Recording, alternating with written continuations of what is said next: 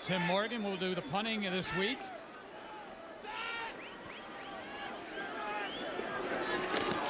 Morgan, a roller off the side of his foot. Sanchez, the nearest Oregon defender, picked up by Fletcher on the bounce. Fletcher has a crease down the sideline. Michael Fletcher will take it the distance.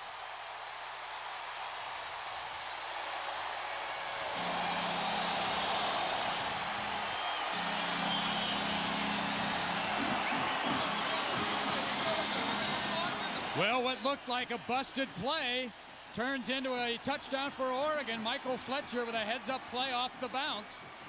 And then the juggle. And Michael Fletcher with his first return for a touchdown. Watch the blocking materialize along the sideline, Todd. You're going to see a great block on the punter, number 4, right at the end here. Watch right there. And they just caught him in a wall right down the sideline. You know, it was interesting. The outside man was left uncovered there for a minute. And at the last second, Tamani Joyner went out to get him, and they rushed the outside guy. Kind of some interesting change-ups by the punt cover team. Well, the Ducks benefited from that rule that says you have to give the return man 2 yards to receive.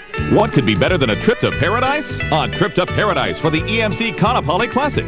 Imagine 7 nights deluxe accommodations at the Westin Maui, plus tickets to the EMC Kaanapali Classic Senior PGA Pro-Am. This special package includes United Airlines round trip Seattle to Maui, Avis car, cocktail reception, Hawaiian luau, custom designed shirt, and tournament tickets, all for only $15.59. It's paradise in paradise, October 20th to 27th. Call 888-527-7333 now. Well, Darian Latimer just busted off a 25-yard run for the Ducks, his first carry of the day. As Oregon with its initial first down of the ball game, 1st and 10 at the 45. Well, that's probably evidence that Ruben Drones will probably not see action today, Todd.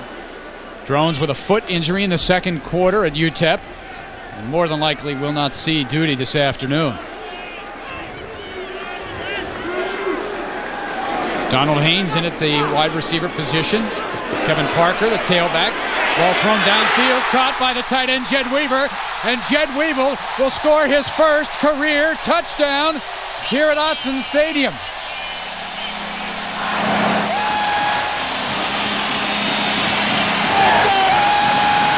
Weaver with 1 touchdown prior to today. Great throw and catch as the Ducks strike quick. You watch Achilles set his feet, and he throws a perfect strike to Weaver's, caught in the seams of the zone. You see West, the safety, misses a tackle, and the big guy, former walk-on, is going to score his first touchdown. Now comes the hard part when the rest of the team comes in and body slams you. Senior from Redmond, who's had a tremendous fall camp. Nathan Villegas boots the extra point. And the Ducks have struck quickly, a punt return, and a 55-yard touchdown pass.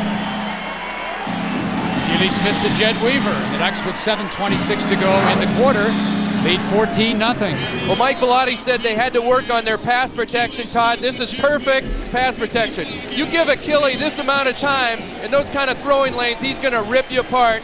And the big guy gets his first touchdown. The only thing I can see is you might want the ball in the right hand so you can see, then you don't have to switch it and raise it in the end zone like that. Oh boy, I'm tired. Hug me. Well, the Oregon tight ends have been an integral part of this offense over the course of the last 10 years or so. They've had great tradition here at Oregon with the tight ends. You think of guys like Jeff Thomason, Blake Spence, Josh Wilcox. In fact, Wilcox and Spence combined 194 career receptions. Jed Weaver now with his 7th career reception, but he has 2 touchdowns. Pretty good ratio. And he'll say his touchdown to reception ratio is much better than those old dudes. Give me the ball more often. Can't mention enough how hard that young man has worked. One of the strongest players on the team, squats over 500 pounds, and a kind of a guy that knew coming into this season that it was a position where he was going to be it. A lot of young players and a JC transfer as well, but Jed Weaver was going to have to perform at a high level, and he has so far this year. You bet. Mike Bellotti is hugging him there. You know, would say this was one of the pressure positions on the offense where this guy had to rise to the top to give the young guys a chance to get their legs under and compete for a position.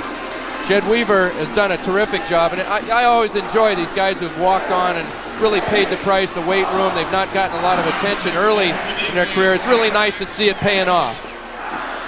Cats another wobbler to the near sideline, and again it'll go out of bounds. And sometimes when you hit the ball in the wind, and particularly at an angle, that wind's going to take it. And right now the wind is kind of quartering this way a little bit. I think that the kicker's got to make accommodation for that. And Mike, who's been known to play a little golf as well, he never hooks the ball though, mind you. Opted not to take the ball at the 35, but make Oregon kick again. And they should. They rank very high in kickoff returns. Couple of good returners, but the main man back there for the Spartans is Deonce Whitaker. And he's among the top 20 in the country, averaging over 28 yards a return. Before the game, and this one a little bit better. Whitaker fields it on the run at the 11. And he slips down at the 32-yard line. Whitaker on the return. So the Spartans actually lose 3 yards on that decision. I got good reason to smile there, although I'm not sure if it's the game or the chocolates that they're eating. Multitude of reasons to have a smile today. Oregon leading the Spartans of San Jose State 14-0. 7:10 to play in the first quarter. Arroyo juggles the snap. Counter play to Meeks. Big hole over the 40, 43, 44-yard line near the 45 before he is bumped down by Barker. Well, the San Jose offensive line is collapsing Oregon's front down inside and allowing the running back to bounce outside. You see a bobbled snap. This ball is supposed to be inside, but it's banged up in there by, you see, Sermon among others. Good tackle by Edwards, turning him in. But right now, San Jose is trying to collapse the front into a pile and allow the tailback to run outside. And he's averaging almost 5.5 yards a carry. Laid onto the field was Oliver Newell, the wide receiver. One back, Arroyo to throw, caught by Gabe Payne. Wrestled down immediately by Eric Edwards, but it's a gain of 7 for the Spartans. Gabe Payne, senior from Mission Viejo, transferred from Saddleback Community College. You mentioned his brother Greg, the fullback for the Ducks, was really hoping for a chance to go out and smack his brother in a special team situation, talking with the San Jose guys before the game. I don't think that'll happen. Best chance might be if the receiver Payne runs out of bounds by the Oregon sidelines and Greg gets a shot on him. Well, the Payne family is here, and they were told to wear only yellow or gold. Can't wear blue or green. They can't show any favoritism for either one of their sons. Meeks gets about 3, about a yard shy of the first down. It'll be 3rd down and 1. Well, Todd, you know, I looked in the San Jose press guide for some information on Carlos Meeks, and there was none in there. You know why? I do. Why don't you tell the crowd? Now, you tell stories much better than I do. Well, he left school to be in a rap group. And it's actually a very successful rap group, but evidently he said the call of football, I'm going to put it off for a little bit. They've got their own CD out, and it's quite successful. We'll go to Meeks again over the right side, and he powers near the first down marker. They had to get to the 45. It looked like he knows just over that. Well, Meeks in a group with 5 others called Cuddy and Committee on the black tie label. And he did not participate in the spring, came back here in the fall, said, I missed football. It's my senior year. I'm never going to have an opportunity to do this again. Let's go out and make the best of it. Missed the guys, missed that camaraderie. So for now, it's football on his mind, and coming out a little bit later on this year, the CDs. Meeks tries the right side, and line of scrimmage may be won. Good stout stop on the left side of that Oregon defense. Up front, Jason Nicolau, you see number 98. Well, the title of that last release would be I've Got the Line Buck Blues by Carlos Meek. You know, actually, he probably looked at how much money a very good running back might make at the professional level and saw that as a possible alternative to being a rap guy for a while. You know, I think you're never too old to rap. So you are case in point. The rap master. 4.5 minutes to go first quarter. San Jose State. 2nd and 9. Arroyo inside screen to the flanker. And he is pelted down after a gain of about 4 yards. Whether mixing it up here, the Spartans, that was Dante Scarborough, who oftentimes will line up as a tailback. This time he lined up as a wide receiver. So I'll give him 3 yards, 3rd and 6 from the Oregon 41. Well, you know, as maligned as the Oregon defense was last week, they're still only giving up 25% of 3rd down conversions, and that is outstanding for a defense. 5 wide receiver look for the Spartans. They're spreading it all over the field. Arroyo underneath man. It is caught, and it is good for a first down by Eric Rule. Rule, the junior from Agora Hills, California, transferred from LA Valley Community College. I think you have to be impressed by the poise early from Marcus Arroyo. You bet. Only 5 blockers in here. Ducks rushing 4, trying to defend everyone else, and that was just a pinpoint pass. Nice throw by the freshman. San Jose had 5 wide receivers in the game that last play. No running backs, no tight ends. And this time Marcus Arroyo a little confused at the line of scrimmage, and the Spartans burn their first timeout. We will take a timeout as well. 3:38 to play in the first quarter. The Ducks leading 14-0, but the Spartans with the ball and on the move. Well, the Ducks getting ready for their second consecutive Western Athletic Conference opponent. Again, a 3-touchdown-plus favorite, but head coach Mike Bellotti said they certainly have to respect San Jose State and what the Spartans have already done this year. The nice thing, the great thing San Jose State did is they beat Stanford in their first game, which was a big attention getter for us, and obviously they've already proved they can beat a Pac-10 team.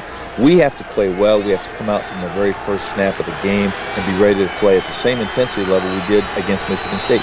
The opponent, to me, doesn't make as much difference early in the season. What makes a difference is your own mental attitude, the way you approach the game. I want to get better every game.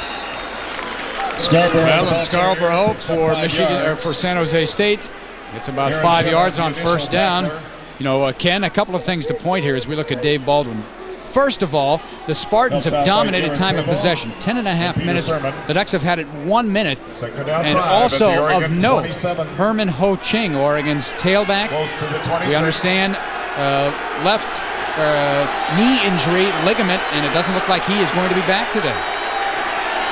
Terrible news for the Ducks as their top 2 tailbacks are injured. Arroyo, good fake. This ball is picked by Rashad Bowman, and he has got tremendous speed. Bowman down the sideline. Arroyo in pursuit. Rashad Bowman all the way for the score. We do have a penalty flag, though, at the San Jose State 37-yard line. Touchdown is good by Rashad Bowman, getting a penalty flag on the field. Todd, Buddy Smith, number 56, got caught up with 62, Harry Daniels, the center. And I don't know if Daniels hit him late or it was Smith who was the guilty party. It's right there on the 37-yard line, way behind the play, and it was a hit that did not have to be made, whoever did it. And you see Coach Bellotti inquiring whether or not any of the players are ejected. Pat Flood will sort it out for us.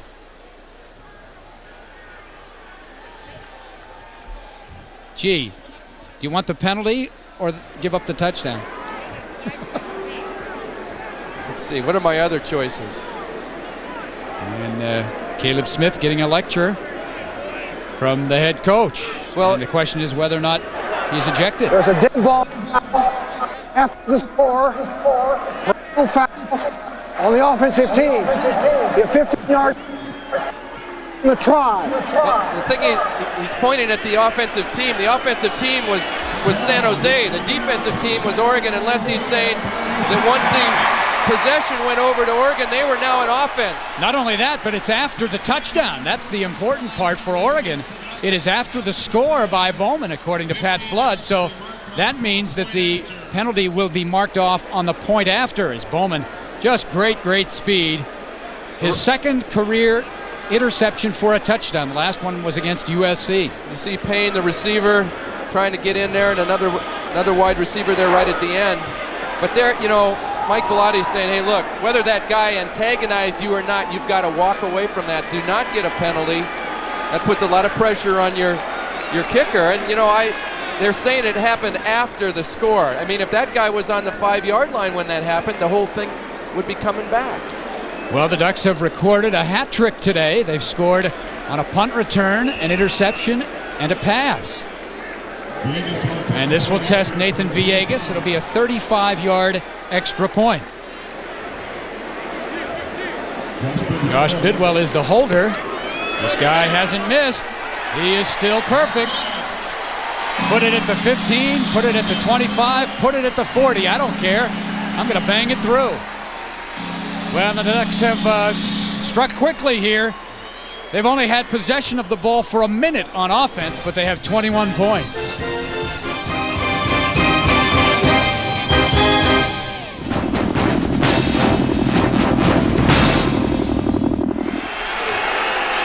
San Jose State facing 3rd and 10, down by 21. Marcus Arroyo has gone the entire first quarter. Arroyo pass is incomplete. Great throw by Arroyo. The wide receiver, the normally sure-handed Oliver Newell, unable to hold on. That ball was thrown right on the money. Had Newell been able to catch it the first time, it would have been a completion. He bobbled it. That allowed the cornerback get his hands in there and break it up. Well, that might be the final play for Arroyo in the first half. We understand that the Spartans are going to rotate quarterbacks by quarter. And we may see another thrower in there for the second period. Michael Fletcher already has a 70-yard return for a touchdown. Breaks 1 tackle, 2 tackles. He's trying to make it 2 for 2. He just will not go down. Michael Fletcher.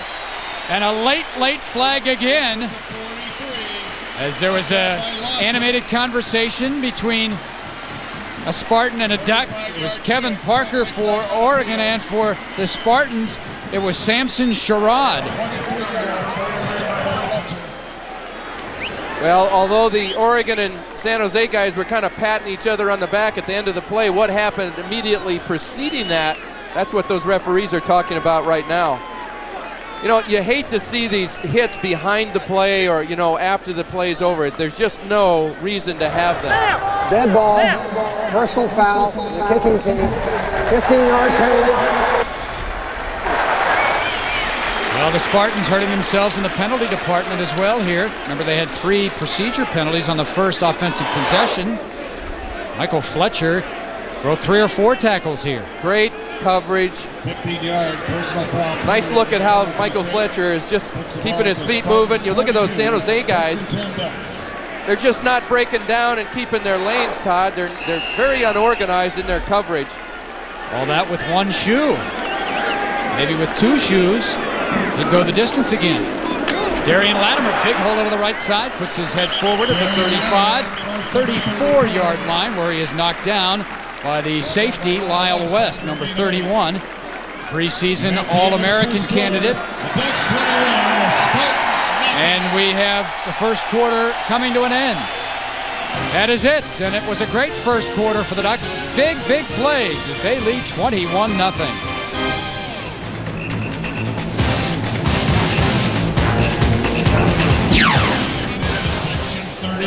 A punt return for a touchdown, an interception for a touchdown, and a pass for a touchdown. Akili Smith to Jed Weaver accounted for all the scoring in the first 15 minutes as the Ducks used their big play capability to lead the Spartans 21-0. We understand that Oregon defensive tackle Caleb Smith, on that play in which he was called for a penalty, ended up getting poked in both eyes and has blurry vision.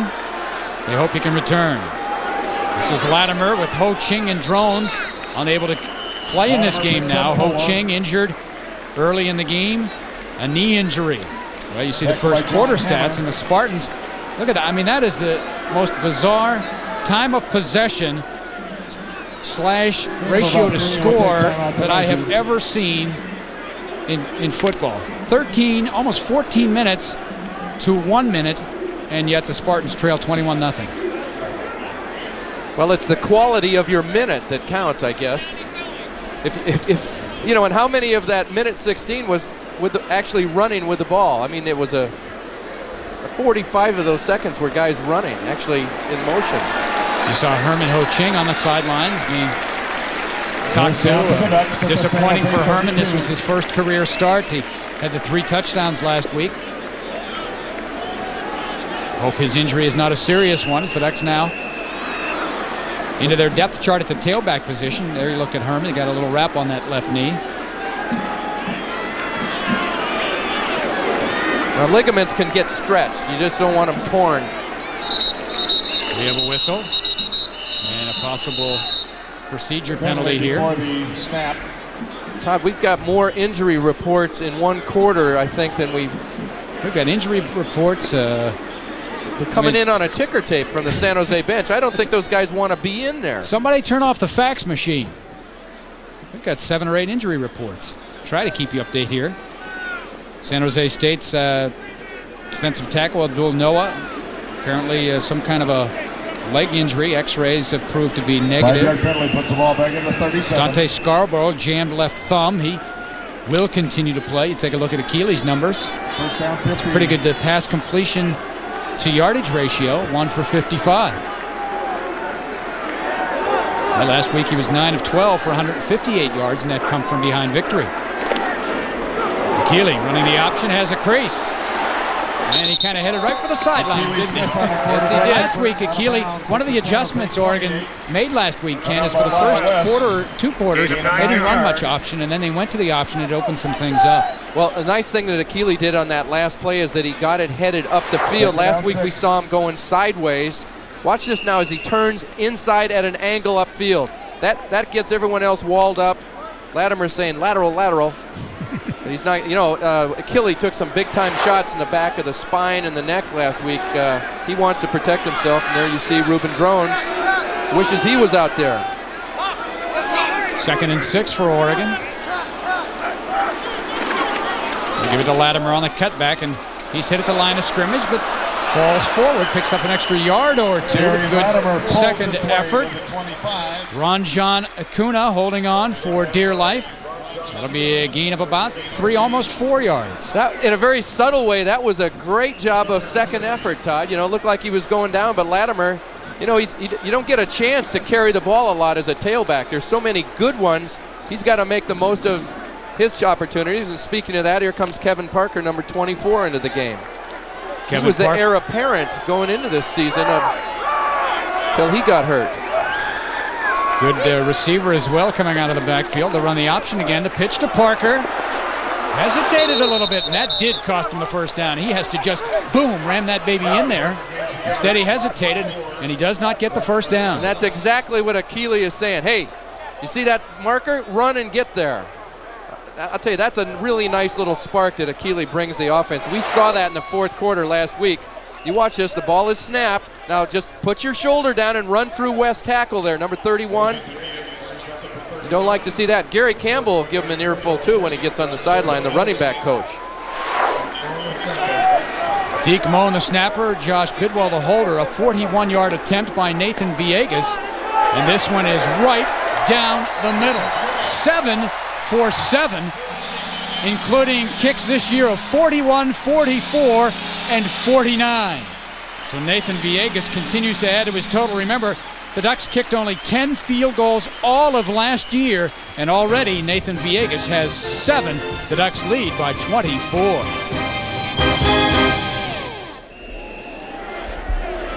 Oregon will have possession of the football, 1st and 10 at their 45. Achilles. Wide open is Jed Weaver. Weaver with 1 touchdown already, out of bounds at the San Jose State 22-yard line. Well, Todd, before the game, we heard both Neil Zambucas, Mike Bellotti talk about the execution of their offensive line, how it had to be better. Look at the protection here for Achilles Smith. He was hit in the back of the head 3 times last week. Here, nobody's even in the picture. And here the big tight end from Redmond's having a heck of a day. I'm not sure you get that open even against the scout team, Todd. You know, this San Jose secondary last year, 20 interceptions, 5 so far today. They've been picked apart. That's what's going to happen if you give Akili Smith that much time. Well, Jed Weaver averaging 44 yards of reception today. Give it back to Darian Latimer. Cut. And he goes up the field inside the 20 to the 18-yard line. You know, you mentioned the San Jose State secondary and much ballyhooed coming in, but let's be honest, today they've only got one of their starters in there that is healthy that started last year, and that's Lyle West. You're looking at Omar Smith. He had a foot ankle injury against Idaho. X-rays negative, but didn't practice a whole lot. There's West right there, and he's the only guy that's back there that's healthy. The other safety position in the cornerback spot, we got reserves in there today, so not quite the secondary we thought we would see from the Spartans. Counterplay to Latimer, and nicely read by Alfonso Moran, number 50, the inside linebacker. Read it nicely and slowed down Latimer. Well, Todd, before the game, Coach Baldwin said our guys have got to play a perfect game to stay with Oregon. They got lots of talent. Alfonso Moran, one of the better linebackers that San Jose has, but they got a lot of guys on defense who are playing kind of hurt right now. They lost their nose man with a knee injury. He's out for the year. They are stretched very thin. They don't have a lot of depth in their defensive line. 3rd and 4 for Oregon. 9.5 minutes to play in the second quarter. Akili to throw. He's got Weaver again inside the 10. Big Jed Weaver with the best day in his Oregon career. 3rd reception, 1st down at the 7. Greg Payne, the fullback, swung up the sideline and made the secondary play a little bit soft. That allowed Weaver to be open underneath for the 1st down. Watch this backside protection. You see Aguirre, number 69, he missed last week. I'll tell you what, there's a battler. Ducks need that guy in their lineup to be solid up front. Well, the Ducks perfect in the red zone this year, but they'd like to score more touchdowns. Latimer inside the 5 to the 3. Darian Latimer will get a lot of snaps today because Herman Ho-Ching and Ruben Drones injured. Latimer getting his opportunity. Had only 1 carry last week, but he did have a big reception in that game. 27-yard screen pass down the sideline. You know, you talk about tailback by committee this year, and Kevin Parker, the graybeard in that group, said, well, that may be the case. We have a lot of different guys, but I want to be the chairman of the committee. Right now, and nobody's sitting at the head of the table. Latimer looking for the goal line, spinning and twisting. Ball comes loose. What do we have? No indication by anybody in the striped shirts. I think they'll say that Latimer's forward progress was stopped just short of the goal line. You see Stephon DeVries, number 63, comes up with the ball. Well, you said tailback by committee. Mike Bellotti thinks well enough of Latimer that he would have him in at fullback in certain situations. You know, it's like having a bullpen full of guys who can come in and throw strikes. The Ducks have got a lot of talent at tailback. A lot of those guys have had injury problems. Chris Young in at fullback, number 16. Latimer the tailback. They're going to give it to Latimer up and over, and he's in for the score.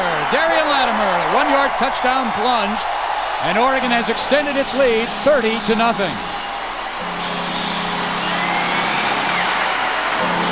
Well, now they've got a touchdown nearly every way. Running, passing, return, interception.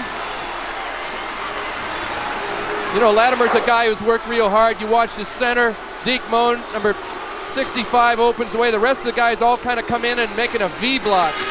Watch Deke, number 65. He does a great job along with Clues, number 74, driving that defensive right tackle into the end zone and allowing a seam for the running back, Darren Latimer.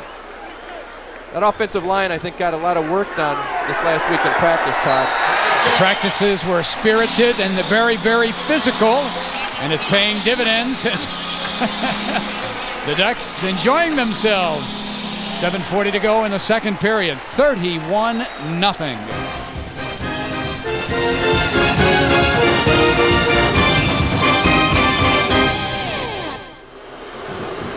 Every phase of the game has been coming up rosy for Oregon. This might be the one area where they've struggled a bit. That's in the actual kicking on kickoffs. And Cats now will have the wind behind them. Saturday, beginning at 9 a.m. on Fox Sports. So we'll get to that in a minute.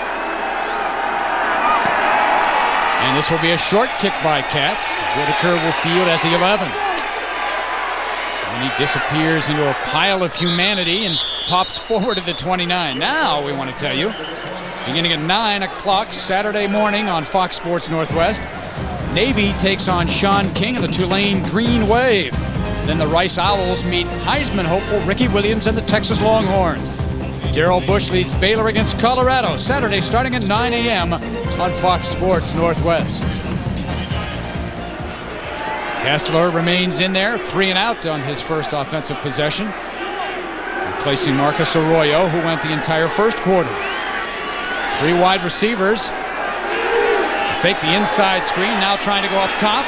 Man down there, caught, but out of bounds by Casey LeBlanc. And we have a flag thrown in the Spartan backfield as well. By Casey LeBlanc, covered by Justin Wilcox. I'll tell you, LeBlanc really laid out for the ball, Todd. A great effort, but that, the wind again, I think, held the ball up a little bit. Holding indicated against San Jose State.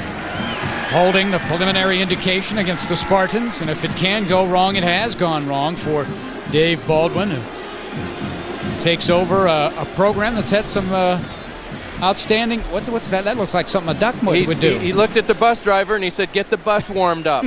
We're going to the airport." I think the bus driver's in the bus. They've had some great names as head coaches at San Jose State. You think of guys like Darryl Rogers, Ron Turner, Jack Elway, Terry Shea. Yeah. Ron Turner. John Ralston. Bill Walsh was there. He's a student. Dick Vermeil was a quarterback for the Spartans. This is Meeks, and Peter Sermon comes up over the top and spins him down at the 18-yard line. Well, Peter Sermon's a really tough guy. Before the game, Bob Gregory, the secondary coach, was telling me that he was banged up. And, I'm assuming in that he's in there, it's because he wants to be in there and he doesn't want to sit on the bench. There you see Meeks banged up his, looks like his ankle. But I wouldn't want to be the guy that could tell Peter Sermon, we're not going to let you out on the field. See Peter active already today with 4 tackles. Procedure penalty to indication against San Jose State. The Ducks will decline that penalty. It'll be second down and about 20. Well, San Diego cannot do very much right at all, Todd. They haven't covered kicks well. They haven't kicked well. Well, you wonder what happened from week 1 to week 2 and 3, because they played very well against Stanford. 35 points on the board to defeat the Cardinal in the opener at Stanford. It's their first Pac-10 win in like 19 games. Scarborough, and Whitaker, he'll slither through a hole on the right side, gets about 7 or 8 yards out to the 27-yard line. You watch the play here on the replay. Chris Fiasago, the redshirt freshman guard, does a great job. Look at him, he's staying up and square on Peter Sermons, and that's what you don't like. Peter Sermons asking one of his defensive linemen, you cannot let him have a free shot on me like that. That's an excellent job by that young freshman.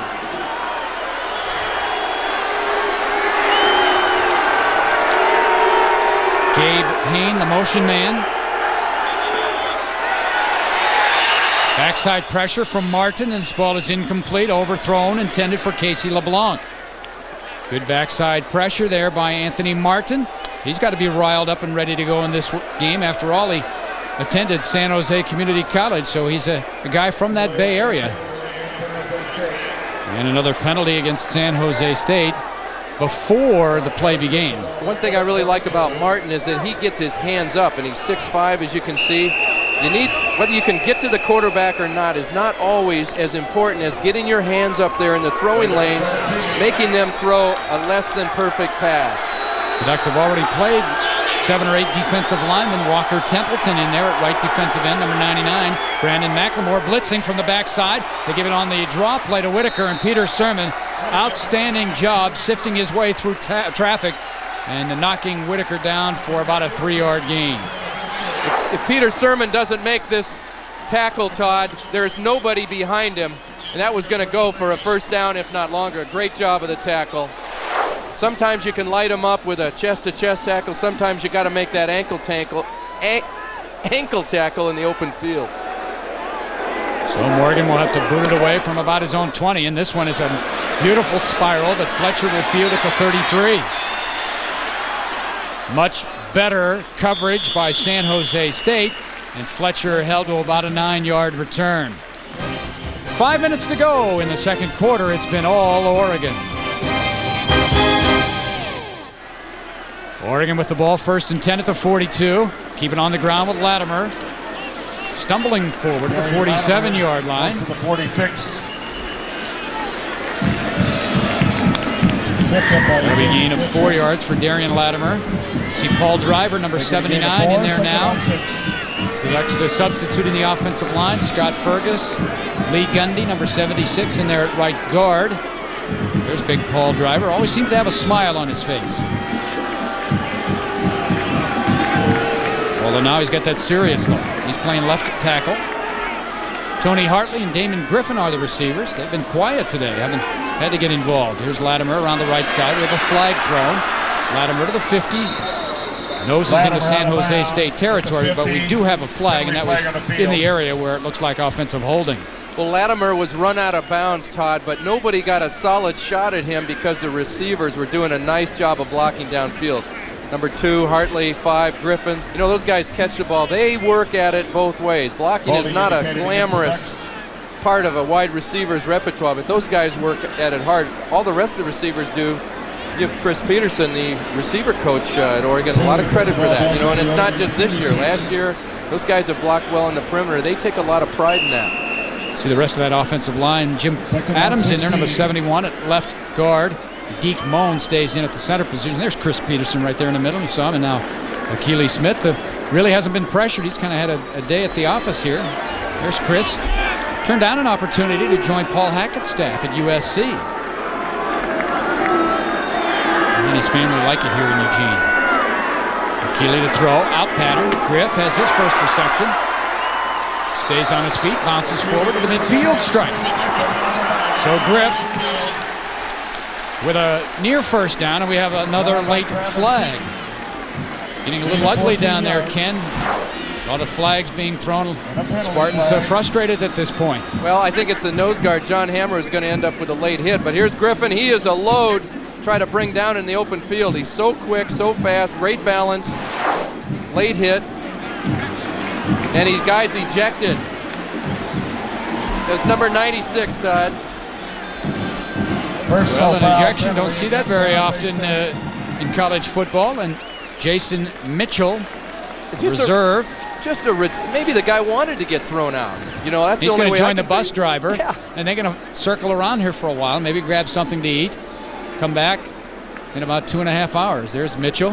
That was just a very foolish penalty. You know, and I think he was goaded into it, but you know. Referees look for that kind of thing.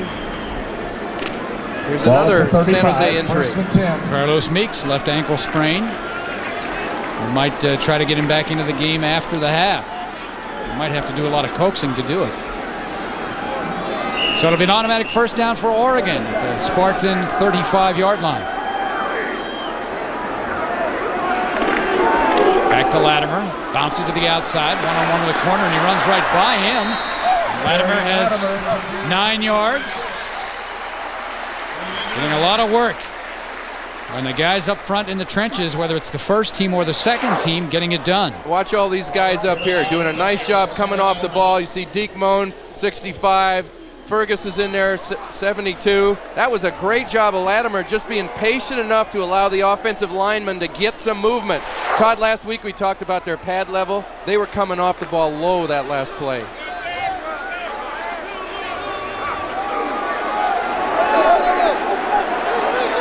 Second and 1. Latimer again, kind of weaving his way, looking to get the first down, and he does as he crosses the 25-yard line. That'll be a first down for Oregon. Well, the Ducks, a vastly different team this week than they were a week ago. The energy level, the excitement, and, talking to the coaches that we spoke with this week, they felt the key was going to be how this team performed in practice. With emotion, the practices were more physical, and how you practice is how you play. Well, you know, that's one thing the '94 Rose Bowl team learned, is how hard we practice determines how well we play. And Mike Bellotti right now, you see him up there checking out the scoreboard. That's probably going through his mind here. You know, I want my players to learn an important lesson every time they get out on the field. Now the pitch to Kevin Parker, a big alley down the sideline, 10-yard line, 9-yard line, 8-yard line. Boy, the offensive line sealed that one off nicely, Ken, in a first and goal situation from the 8. They sure did. The offensive line did a nice job, but that guy number 5 right there did a terrific job of blocking downfield. I just can't say enough but how hard these guys work at it. That block has got to be sustained long enough for the running back to get down there. In the left corner of your screen, you're going to eventually see Damon Griffith, number 5, holding his guy out. I mean, you didn't see how long he had to keep blocking that guy until Parker got there. That's a nice job. Keely Smith on a naked boot. And Keely Smith dropped for a loss of about 5 yards, making 4 yards to the 12. Well, that was an impressive job by number 56.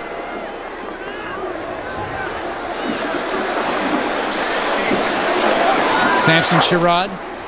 I thought Sherrod was ejected. That's why I was kind of surprised. You know, they called a personal foul on that, but they didn't give him the heave-ho. And he's trying to swat him off like he was a fly. He gave him a swat across the kisser instead of a stiff arm. Hey, that was a great job by Sherrod. A very athletic move of corralling Oregon's one of their better athletes in the open field. Second and goal from the 13. And we have movement. Well, 5 guys from San Jose were pointing and only 2 from Oregon, so I'm thinking it's against the Ducks.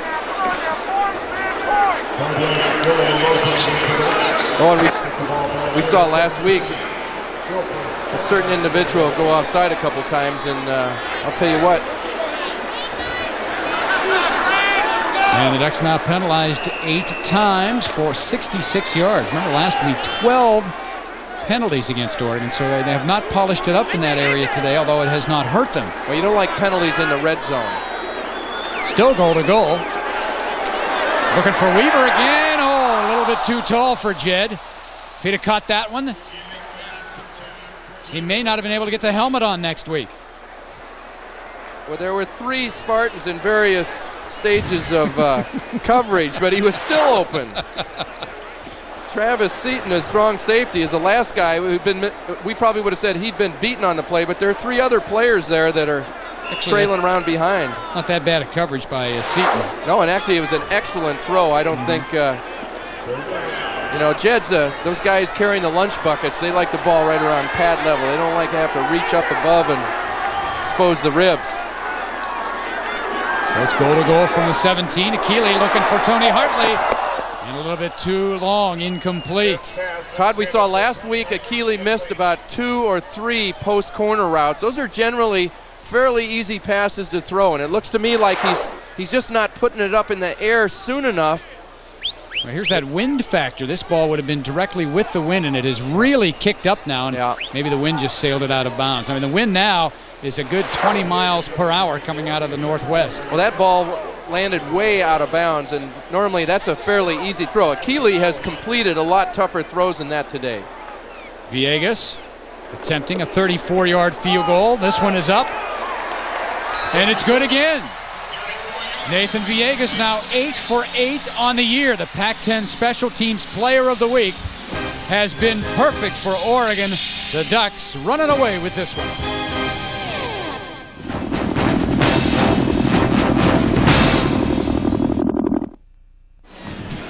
So the Spartans out of timeouts, 1:03 to go in the second quarter, just trying to get something positive before the end of the half.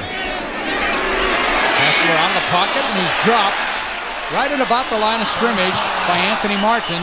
And a penalty flag comes in as well. Might have been a face mask. Well, if it was an inadvertent face mask. Martin had him around the jersey.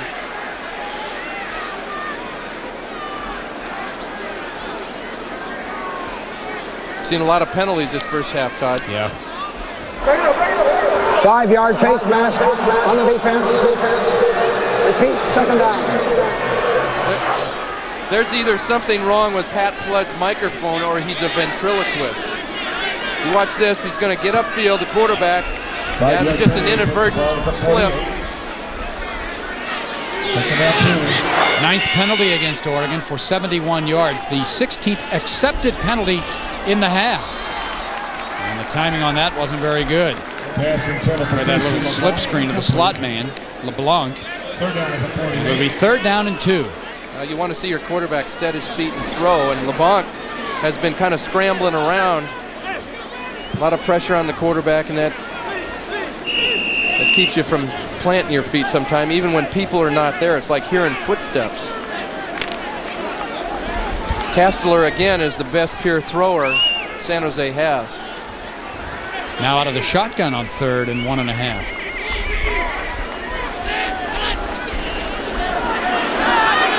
Underneath route, incomplete. Rashad Bowman and the ball got there right at about the time Joaquin Bailey was going to catch it. And Peter Sermon, number 44, came a split second thereafter. And we have late flags again, another personal foul. This is a pretty good pattern to throw. Curl route, see the ball complete. Bowman got him there, knocked the ball out, and if he hadn't, Peter Sermon might have. Bowman breaks on the ball very well.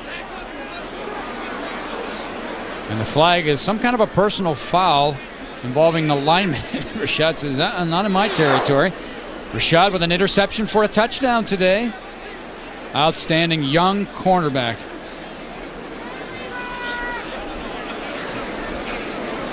What do you think these guys are actually saying, Todd? I don't know, but they looks like they're applying for membership in the American Bar Association. A lot of well, they could go back to Washington, D.C. Plenty of work for lawyers back there. Well, as they sort out here. An unsportsmanlike act on the offensive team and an ejection. Wow, this is like a hockey game. Also had a dead ball foul, personal foul on the defense, and an ejection. It's 4th down. 3 guys have been tossed, Todd. Every one of them, 2 plays, totally unnecessary. And I'll tell you, both coaches are going to be on their players about that. And Anthony Martin, and 4th down at the 48. he's getting a, among other things, a tongue lashing. And I think Anthony is the one ejected for Oregon. We did not catch who was ejected for San Jose State. Well, you know, I think these guys need to kind of look at Sammy Sosa and McGuire and take a lesson that that's a way that competitors should deal with each other. There's been just a lot of cheap stuff in this game behind the play. It's detracted from the effort the Ducks have had so far. Well, Michael Fletcher's had a tremendous day so far. 70-yard punt return for a touchdown. Gave Oregon its first points. Here's Morgan, a high floater. Fletcher backs up at the 9, and he's hit right away. Stays on his feet. Has a bit of a seam out here. Good peel back block by Leah Sualua. And then he's horse-collared down at the 19. Boy, I really like Michael Fletcher's attitude as a punt returner. You got to give him 2 yards, folks, and that is not even 2 inches. He didn't go down either, and he didn't fumble the football. That's great concentration. If this is not a neck collar tackle, there is not any other San Jose player in a position to stop him, Todd. Watch this. That's a penalty right there. Good block here by Rashad Bowman. Boom, right there. And then Sualua right there, 86. 5-yard kick, catch, interference on the kicking team. The penalty will decline. Well, Chris Kraft, the man who snapped the ball, made the maybe touchdown-saving tackle on Fletch. What's Fletch got today? Punt returns for Michael Fletcher, 4 for 116 yards. Well, this crowd is buzzing every time Oregon receives a punt. You like to see that. Punt return has not been that productive in the last couple games. He's really turned that around. Well, you see Achilles Smith takes the knee. And it'll be interesting to see what Mike Bellotti has to say at halftime. He's not real happy, I'm sure, with the penalties, but he has to be ecstatic about the big play capability of his football team. They've scored on an interception. They've scored on a punt return. They've scored on a run. They've scored on a pass. And they lead 34-0. Welcome back to halftime at Autzen Stadium as the Ducks seek to go 3-0 for the 4th consecutive year. Well on their way to doing that, leading the Spartans of San Jose State 34-0. All Oregon in the first half as they scored, first of all, on special teams. Michael Fletcher, a 70-yard return. A great block, Todd, by Davis Sanchez, who eliminates this guy in a big way and allows Fletcher free access down the right sideline. So that made it 7-0 Oregon. Moments later, Akili Smith to Jed Weaver, 55 yards. And Akili put it right in between the seams of a zone defense. Weaver on his way to a great day. At one point he had 2 receptions for 88 yards. Here you got the interception by Bauman, sophomore from Arizona, and he just ran away from everybody here. Electrified the crowd. Darian Latimer up and over. Nice job by the offensive line, which worked very hard this week to increase their execution in the running game. Well, you can see the stats. Not really indicative as you look at those as to the score at the half. Look at that time of possession, 19.5 to a little more than 10 for Oregon, but Ken, penalties on both sides. Wow, and you know that we didn't even have room to put down the penalty box time. Ejections. San Jose had 2 ejections, the Ducks 1. I guarantee you Mike Bellotti gave a blistering halftime speech in which he said, boys, do not get coerced or coaxed into these extracurricular activities or I'm going to pull you off the field. Quite a first half for Michael Fletcher. In fact, Fletch with almost as many return yards as the entire San Jose State offense. Fletch with 126 yards on 5 punt returns, and San Jose State with only 127 yards of total offense. And Jed Weaver, maybe a coming out party for Jed, with 3 first half receptions, good for a total of 98 yards. He looks like he came to business here the second half.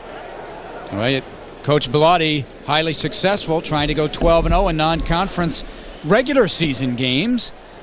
And, of course, the Ducks trying to continue the success that they have had against the Western Athletic Conference, seeking their 8th consecutive victory. The only teams from the Western Athletic Conference they haven't played are New Mexico and Wyoming.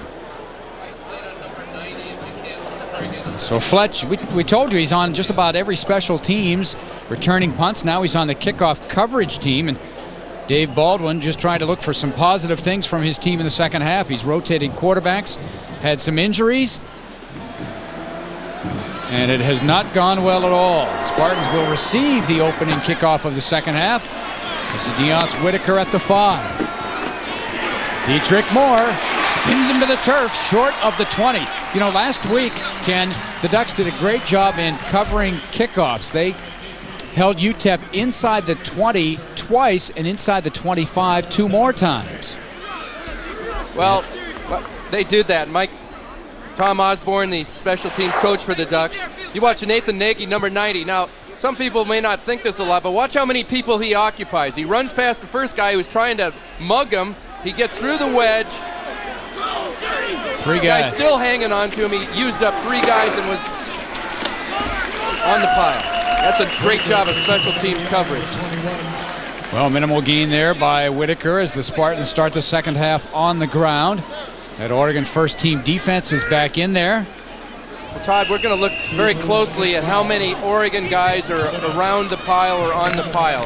Defensively, second half against Michigan State, they lost a little bit of that pursuit. They've ran to the ball very well the first half. Let's see what they can do with the lead. So Arroyo gets the start in the second half as they come out with a 2 tight end alignment. Whitaker bursting over the left side for 4 out to the 25-yard line. It'll be 3rd and 5 for San Jose State. Well, some people were asking before this game how good is San Jose State. They had the big upset of Stanford. As it turned out, they beat Stanford more decisively than that score indicated. These guys were picked for last in the WAC conference. They're definitely a team in transition, Todd. And right now they don't have a number 1 guy at quarterback, and that's really hurting them on offense. Already this year they've played 3 different quarterbacks and 3 different tailbacks. Arroyo trying to go underneath. The ball is caught, and the man slips away from Rashad Bowman. That was Joaquin Bailey. Nice throw and catch. First down for the Spartans at the 38. Todd, one of the things that has hurt the defensive line is they've played about 8 guys in there in every game they've had, but they just don't have a lot of physical strength and have a hard time getting off blocks. Now, there's a lot of holding going on, and that's part of it, but strong guys can break away from holding better than guys that are not quite so strong. Oregon was hoping to get Zach Frater into the ball game, the freshman out of Milwaukee, Oregon. This is Whitaker. Nice hold over the right side. Good for 7 yards. Pushed back there by Brandon McLemore and company. Everett Chevron. Fletcher on the stop. Michael Fletcher as well. Second down 3. So the Spartans just trying to keep the ball on the ground, run some time. And, you know, they've got a brutal schedule. They still have to face Virginia. Tough non-league schedule for these Spartans. The Ducks, of course, this is their final non-conference game of the year. Pac-10 opener next week as the Stanford Cardinal visits Autzen Stadium. Second and 3. Payne is the motion man. There's that trap play over the left side, and Whitaker short of the first down. Saul Patu knifing in, number 48 from his, Jason Nicolau, number 98, slicing down there. And it'll be third and short for San Jose State. Last week they were in control of their game against Idaho, didn't play well, but had a lead in the third quarter, and then disaster struck. A poor punt of only 10 yards. That led to 1 touchdown, and then a fumble led to another touchdown, and they lost that game to the Vandals, 17-12.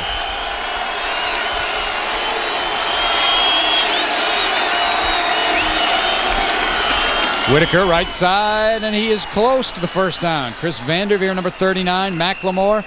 A lot of green jerseys around that football, along with Michael Fletcher. The line judge you see there is giving you the right foot spot.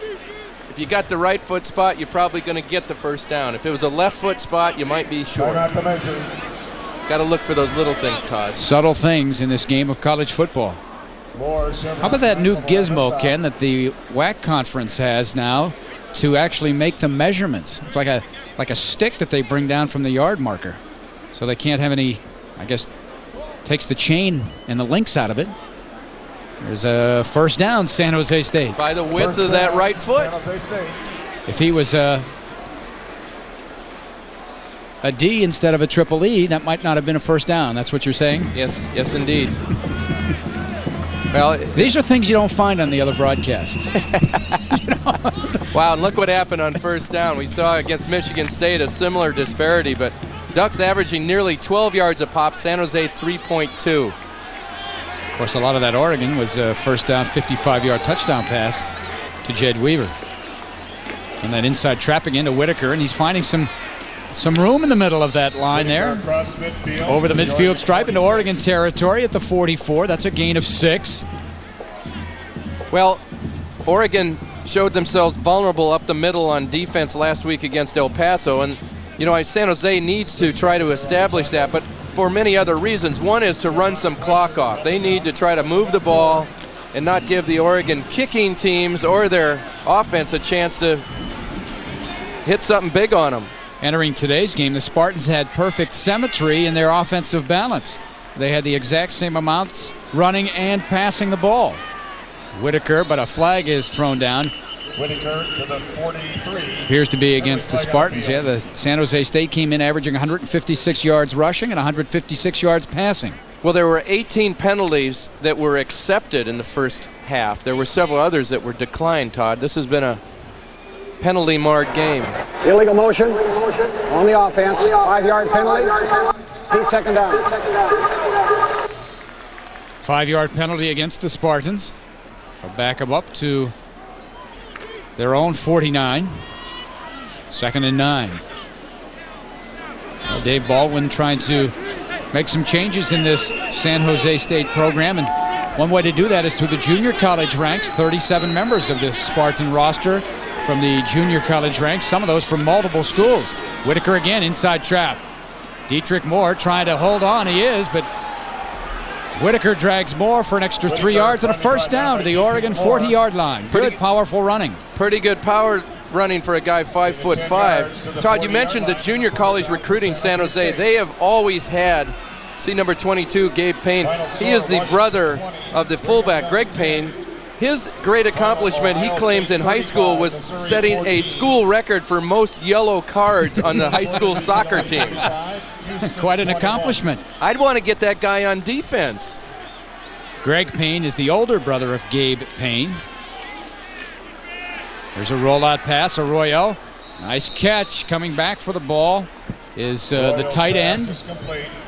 He makes the reception, but a minimal gain. That was Chris Kraft.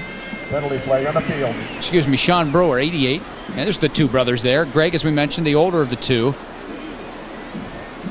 He looks a little younger with the longer hair, I think.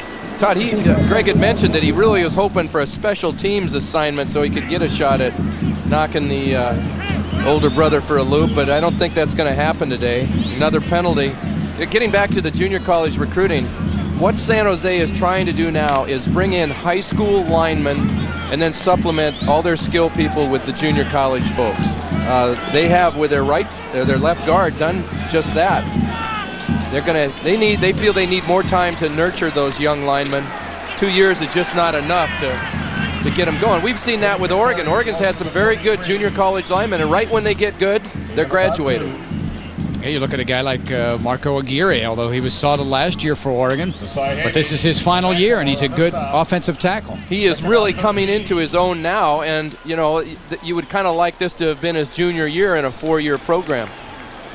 Although most linemen, are usually redshirted, so they get that extra year of maturity and strength. Strength is so important up in that battle in the trenches, and young freshmen just have a hard time matching up.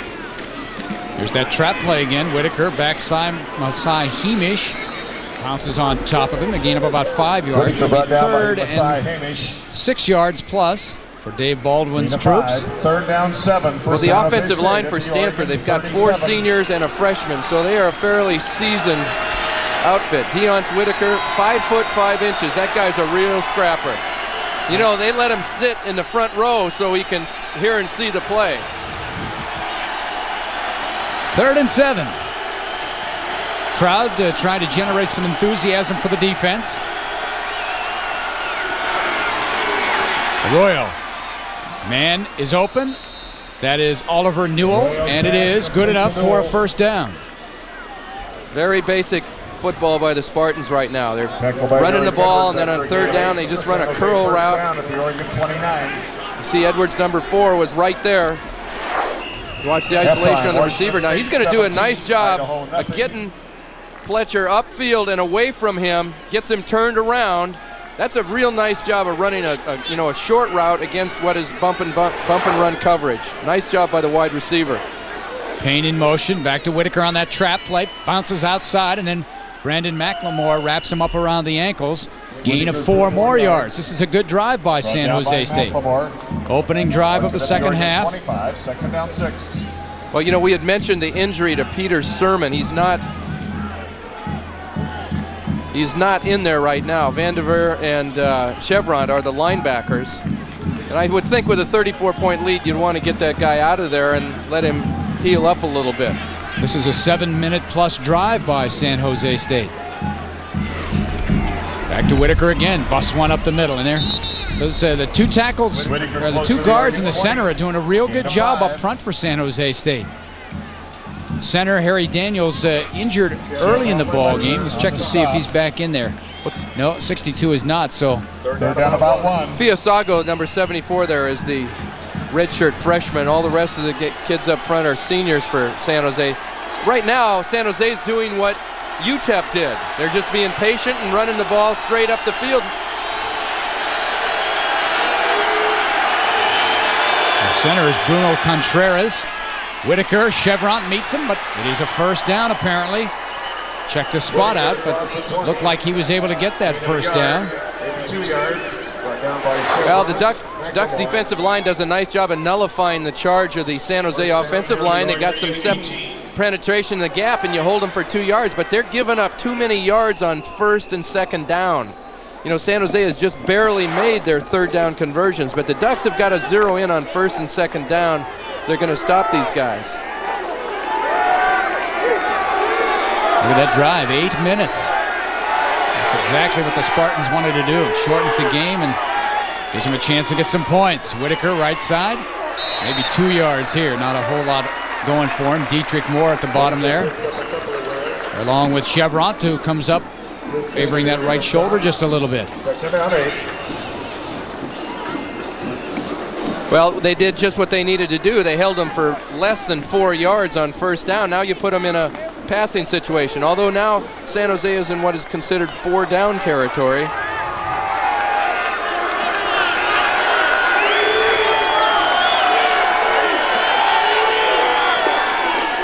Whitaker, not much doing there.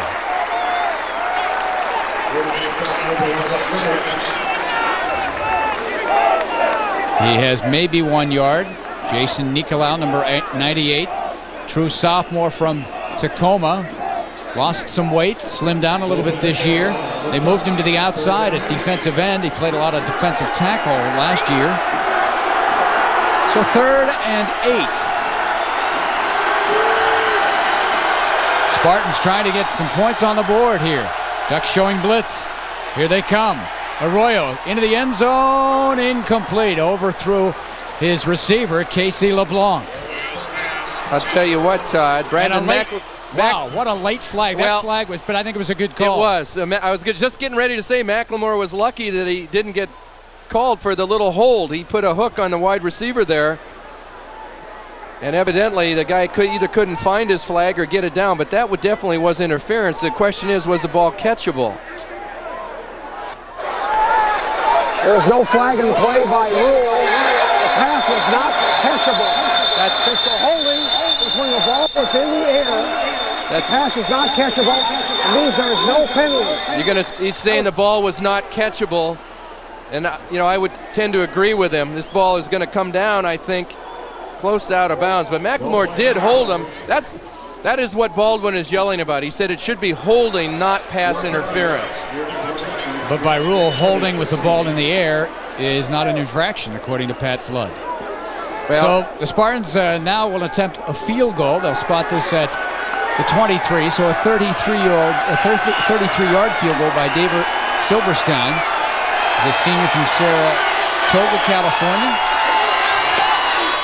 And he puts San Jose State on the board. Well, quite a drive there by the Spartans as they consume most of the third quarter. 5:33 remaining in the period, 34-3. The board, looking at Tim Morgan that does the kicking off for the Spartans. He will receive the kickoff.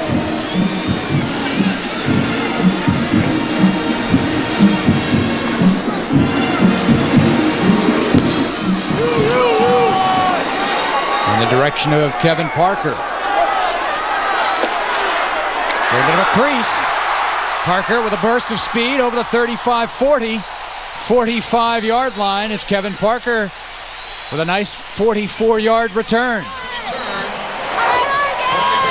You watch the timing of Parker with the wedge here. He hits it perfectly. He's going full speed, has to make one cut there, and now he's off to the races. And he did not see this guy until a little bit late, I think. Otherwise, he would have cut the other way, Todd. You watch Parker heading up the field. The wedge is going. They're going to bump the guys out of there, create a seam. And now I think if Kevin had a second chance here, he would have taken a right instead of a left. Chris Lawson had to bring him down. Akili Smith starts the third quarter. Looking to throw it early. Deep down the middle, looking for Hartley. He's got it, 25, 15-10. Touchdown, Tony Hartley. 55-yard score. Well, Todd, his first attempt of the first half went for 55 yards and a touchdown, and this one did too. Well, Keely Smith has not had to throw it often today. Keely now 5 for 8, 167 yards, 2 scores. Todd, we've seen Tony Hartley run great post routes. Look how he keeps his defender to the outside, and now it's just speed. Lawson gambled, couldn't get his hand in there, and then West, the last remaining guy with a chance. And a point after by Nathan Villegas, good. Well, the Spartans took about 8.5 minutes to get 3. The Ducks took about 12 seconds to get 7. And they're averaging a lot more on first down again. 55-yard touchdown pass and run. Tony Hartley the score. And the Ducks get their first score of the second half.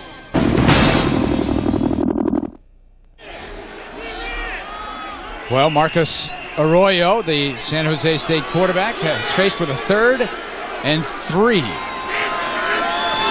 Out of the shotgun. They run a lot of underneath routes. They do again. The ball is deflected.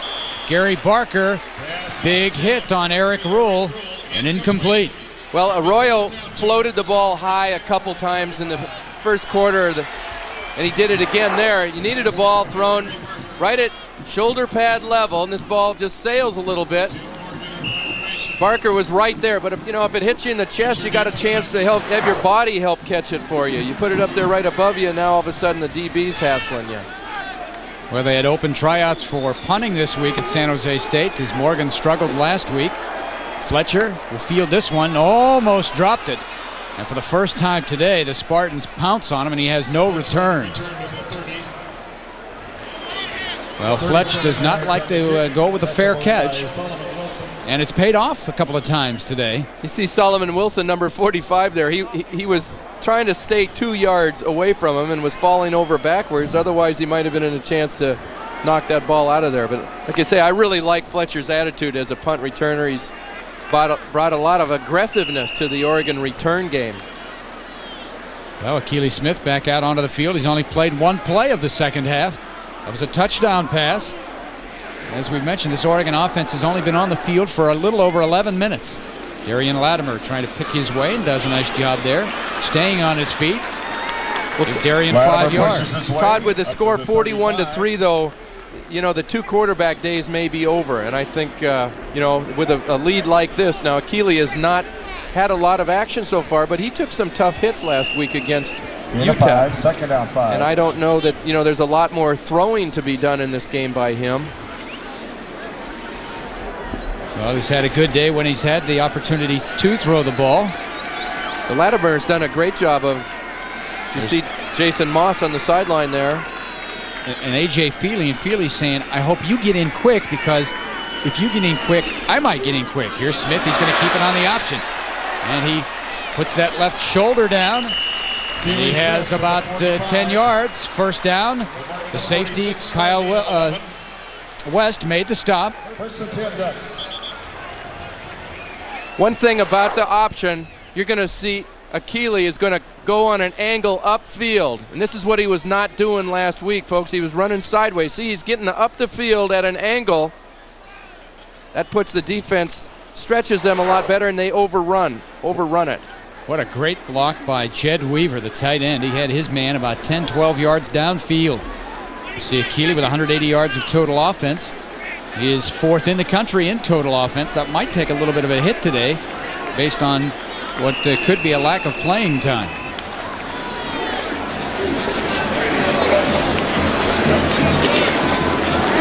Back to Latimer, cut back. And he is spun to the turf after a gain of about 3 yards. Making the tackle was Steve Capon, Jr. from Santa Maria, California, number 59, 273-pounder. 2nd down 7 for the Ducks in their own. He's been to a couple of different schools.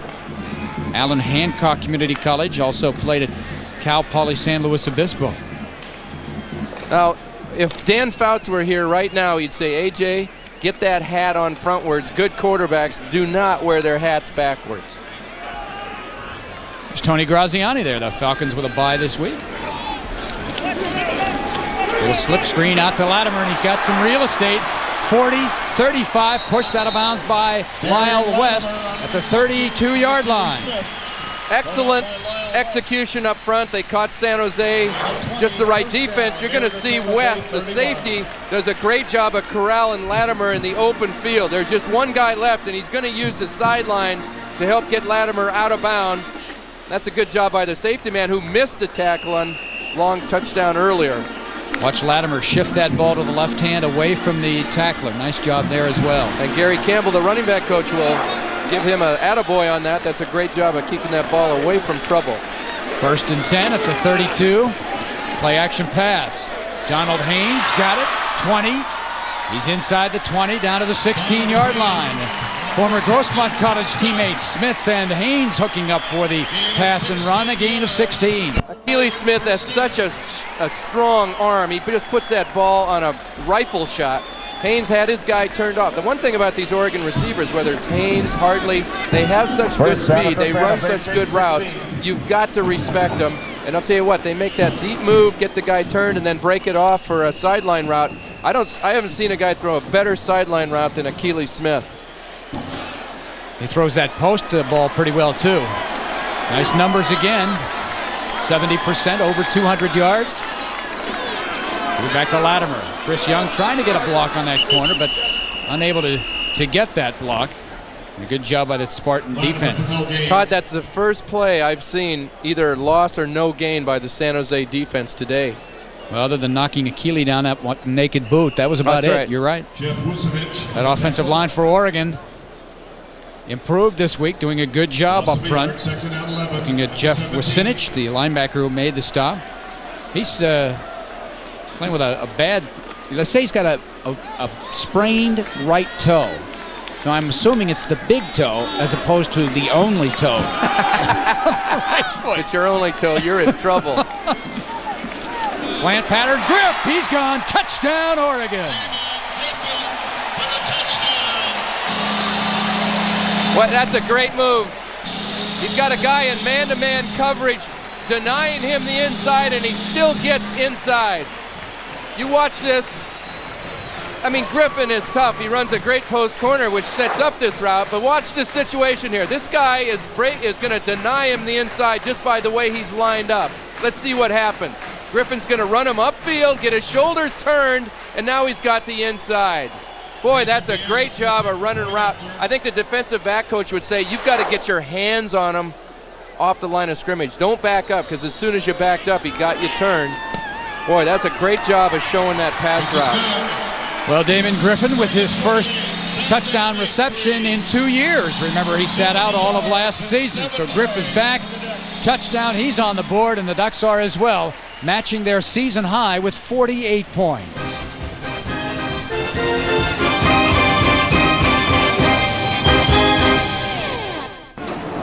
There's Graz, Tony Graziani, talking with a couple of his former teammates, KP.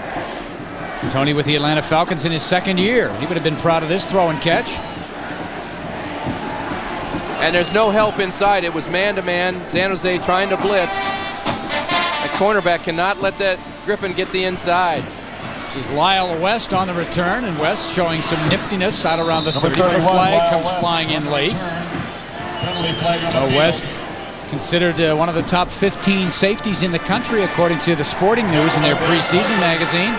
Got the bandana, too. If you gave him a fife and a drum, you'd look like those guys in the Revolutionary War limping off the field. Here's another injury report. 10-yard penalty from the Spartans foul. 1st and 10. The Spartans probably feel like they've been through a war today. Well, Zach Frieder, understand, an injured right ankle. He is done for the day. Hopefully it is not serious. The Ducks have one more game in this month. That is against Stanford. And then a week off before kind of a gauntlet run in the month of October with a bye to start the month, and then at Washington State, at UCLA, host USC, and conclude the month on Halloween Day in Arizona against the Wildcats. 41 seconds left. You see the scoring drive. Good balance pass and run. Arroyo inside pattern. It's caught, and Tamani Joyner and company there in a hurry. Chris Vanderveer also in the vicinity. Short reception for Eric Rule, gain of maybe 3 yards. Ducks are actually fairly deep on defense, so although they may have a lot of second unit guys in there, they've got a lot of guys who play a lot. Steve Smith is in there, number 14, a true freshman corner. He, along with Herman Ho Ching, the only true freshman to play so far. Although Danny Polito has played, he was kind of a gray shirt. He came in, he was here for the spring, as was Smith. There's a little handoff that gains about 4 yards. And again, it's Whitaker, Vanderveer in there. And that may be the final play of the period, and it is. Take a look at Wesley Mallard along with his teammates heading into the final 15 minutes at Autzen Stadium with a comfortable 48-3 lead. Autzen Stadium into the fourth quarter we go. Oregon with the lead and San Jose State with the football.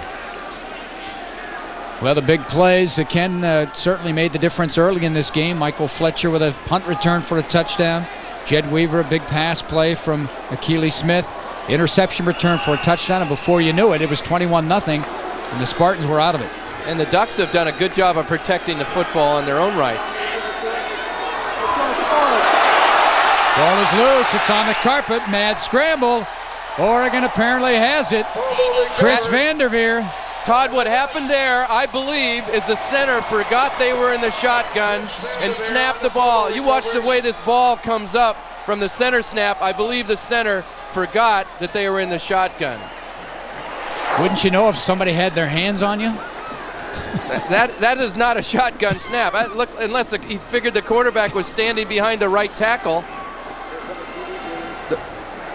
Yep, I swear, that guy forgot they were in the shotgun. Yeah, I think you're right. Well, that is the second turnover of the day for the Spartans. And that may be why Baldwin has got a little wry smile on his face there, too. Holy cow, we made every mistake known to man. Jason Moss, the quarterback. Kevin Parker, the running back. Spinning inside the 15 to the 14-yard line. So Jason Moss did not play last week against UTEP. Did come in to substitute for Akili Smith in the opener against the Michigan State Spartans, and limited to playing time in that game. Was 2 for 5 for 17 yards. Well, much was said by Akili Smith's relatively subpar performance last week, but Coach Bellotti pointed out there were a lot of missed assignments up front. We saw several times pass protection breakdowns got him a lot of headaches. Moss on a rollout under pressure, still gets it away to Chris Young with Scott Fergus. He was supposed to be leading the way. The one Fergus was doing what he was supposed to do. He wasn't sure where the ball was, so he didn't go downfield. We saw last week a lineman downfield. You're going to watch Fergus right over there. He's not sure where the ball is, so he's not going to go downfield. That's a heady move, actually. Good to see Chris Young back in the lineup. Suffered a thigh injury while scoring a touchdown against Michigan State. Did not play last week. Split backs, 3rd and 6. Moss under pressure again, and he is dumped. Incomplete. Did not have a chance at all to get rid of that football. And so 3 and out after the turnover, and Nathan Villegas will come back on the field. And Hammer applying the hammer, John Hammer. Well, there was some penetration up front. Really not a very good job. Moss didn't even have a chance to set his feet. And one thing about Jason, you don't see him get sacked very often. He usually gets rid of the ball, and that's all he could do there. See Joey Harrington, number 3. See Villegas, 2 for 2 in field goal attempts today. Make it 3 for 3. Now this guy has got 9 field goals this year. In all of last year, again, the Ducks had only 10. So he's 1 away from matching that mark as the Ducks extend their lead.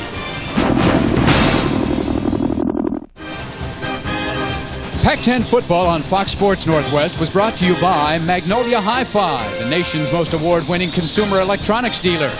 By the Wade Cook Financial Corporation, your leader in financial education. And by Pepsi, who invites you to join Generation Next. Well, some of the crowd has left here at Autzen Stadium, but still plenty of folks still here.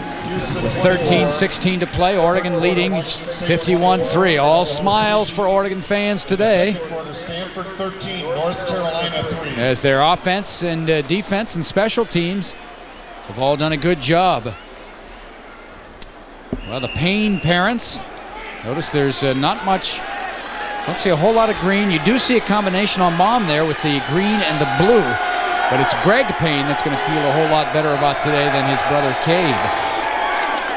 Whitaker played extensively here in the second half at that tailback position. We thought we were going to see a little bit more Well, Meeks, of course, got hurt, but of James Hodgins. They really said for the last 2 weeks, we're going to try to get this guy in the game and get him a few more carries. Now, he was in the game earlier, but more as a blocking back. It's interesting, you know, San Jose features a lot of different formations. The last formation right before halftime, they had the 12-man look. But, you know, Hodgins averaged 4.7 per carry. It would seem like you could just get a two running back set in there if you wanted to.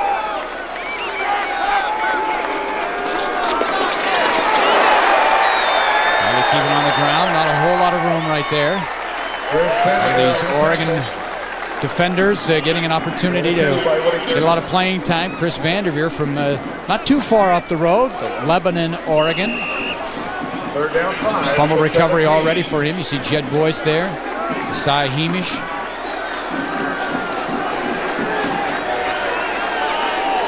Also playing inside linebacker for the Ducks is Matt Smith, number 49. This is a story into itself. Number 49. We'll see how much playing time he gets. The former Oregon High School Defensive Player of the Year that joined the Ducks in like their 3rd week of training camp. Here's the rollout. Ball is incomplete. See Davis Sanchez in coverage there. Pass intended for Gabe Payne.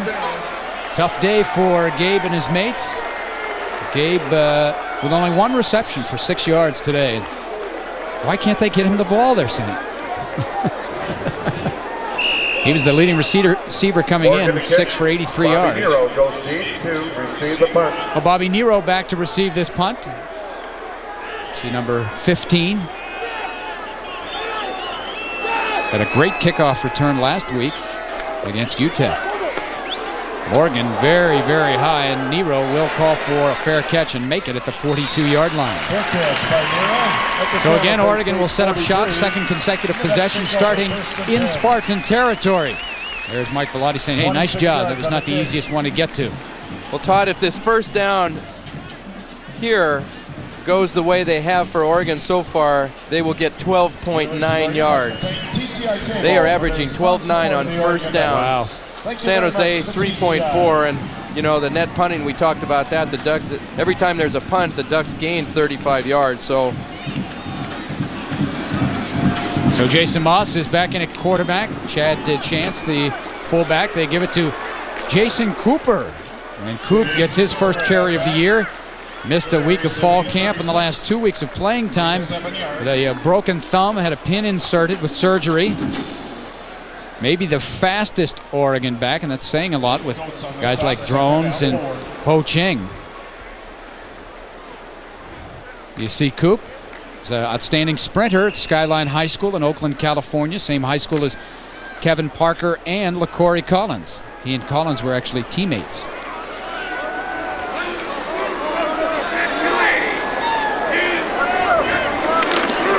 Go back to Coop. Over that left side, good line surge there, and he's near a first down. Close to the first down. You said it, excellent line surge, Todd. You know, when that offensive line, they keep their pad level low, they really can move people out of their way. They're a good-sized offensive line, and even these, a lot of backup kids in there, but they don't lack for size. Right now on the defensive front, I think you could say that Oregon is kind of a medium-sized defensive front. And without, you know, awesome strength, that really hurts them. I think the offensive line generally is a pretty strong group. See, Fergus, number 72. Gundy, 76, is only a sophomore. Brian Schmidt is the center. He's a redshirt freshman. And you saw briefly there number 80, Enyu Nwamu, the junior college transfer tight end from Laney Community College. First down for Oregon, 10:37 to play. 51-3 Oregon, as they will improve to 3-0 to start this year, continue their success against Western Athletic Conference foes and also non-conference foes in general, as the fans here getting a reason to stand up.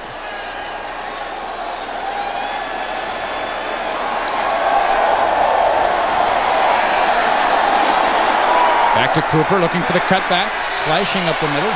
Has about 4 yards inside the 30 to the 28. Well, Ken, as you look down the road here, I think there are probably a lot of fans, Oregon fans and the fans in the Pac-10 that maybe aren't really sure how good Oregon is yet. Michigan State, a blowout victory, and after what Michigan State had done, you weren't sure how good they were, although they came back and beat Notre Dame last week. UTEP and San Jose State from the Western Athletic Conference, teams not expected to contend in that conference. Jason Moss looking for LaCorey Collins, a little hitch pattern, and Collins has the reception. He had a nice throw last week on a flanker reverse. Todd, the one thing, if I'm a Pac-10 opponent now, I might say I would rather play Oregon on the road than at home. Yeah. I mean, they obviously do well here. The crowd has really been into it. They obviously react to that. On the road was a different story. They played flat, and and maybe when it's a conference game, it's going to mean a lot more. But I just heard a score earlier that Stanford was leading North Carolina. Mike Bellotti is 0 for 3 against Stanford, and I know that he's been thinking about this game for a long time. Frankly, Oregon has had the better team in those 3 games, and I'm sure they'll have no trouble being ready for the Cardinal next weekend. Jim Adams, the left guard, moving a little soon. See, this is why, as a coach, you don't like them doing the wave when you're on offense. Good point. You'd rather be doing the wave when the other team has the ball. It's tough for the offense to hear the calls from the quarterback right now. Look at Jim from Southern California. Highly recruited young man coming out of high school. Some of those Stanford games have been excruciating losses. When the Ducks had the game virtually won but couldn't finish it. A couple of years ago, they were ahead, what was it, 16 or 17 to nothing, and couldn't get a first down in the fourth quarter. Moss looking deep for Donald Haynes, looking back into the sun. He can't hold on, and we have a flag. It's a great throw. It's a post corner. If I'm a San Jose defensive back, I'm going to say that's a good play. Pretty good defensive play, but nice throw by Moss to put it there, and Haynes. 15 yards from the previous spot. Donald Haynes did a great job of staying with that ball under adverse conditions. There's Donald. He's kind of the forgotten character in that receiving core. He's got very good quickness, good speed, good hands. And when you got guys like Griff and Hartley ahead of you, it's tough to get balls in your direction, tough to get on the field sometimes. I'll tell you, I still remember that third down conversion against the Huskies up in Seattle last year. Boy, that was a great effort, and it kept the touchdown clinching drive alive. This guy's a good receiver. Yep. So an automatic first down, 1st and 10, just outside the 11. Trap play to Chad Chance, and Chad Chance getting his first carry, banging up the field. Gain of about 8 yards. He's an interesting story. They say he's got the best speed of the, quote-unquote fullbacks. His second carry of the year. Good job by the center standing the nose guard up. And Chance keeps his legs moving. Notice his shoulders always pointing towards the goal line. We noticed in the spring game, Chad Chance, as you mentioned, had a very good game. He's got a really nice fan club. I mean, he had about 15 people there at the spring game, and they love Chad Chance. Second and a long 2. They're going to give it to Chance again, and he's inside the 2-yard line, close to a first down. This is a rare occurrence, a Oregon fullback carrying it on 2 successive plays. The Ducks have so many good guys to hand the ball off to. You can't miss your chance.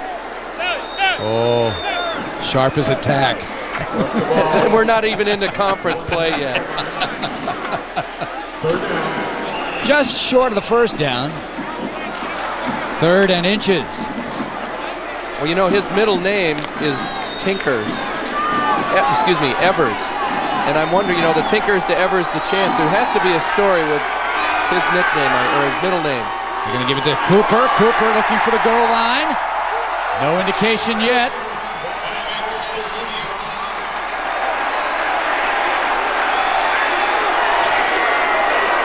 Still no indications. He's getting congratulations from his teammates, and now they rule a touchdown. Well, the referee turned and said, gee, they're jumping up and down. It must have been a touchdown, and raised his hands.